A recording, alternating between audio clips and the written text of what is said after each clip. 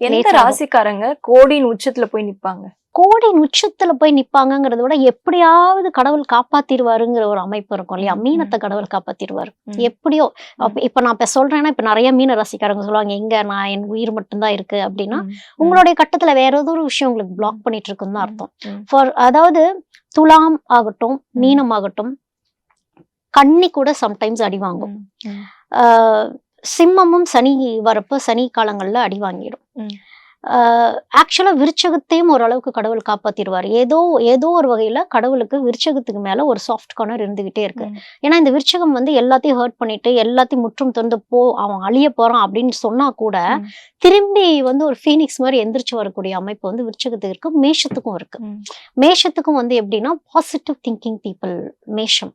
எவ்வளவு அடிச்சாலும் இவன் தாங்குறாண்டாங்கிறது தான் மேஷம். அப்ப இந்த ராசிக்காரங்களுக்கு கடவுளுக்கு ரொம்ப பிடிக்கும். கடவுளுக்கு ரொம்ப பிடிக்குங்கிறத விட இவங்க மிஸ்டேக்ஸ் பண்ணி சரியாகக்கூடிய ஒரு அமைப்பு.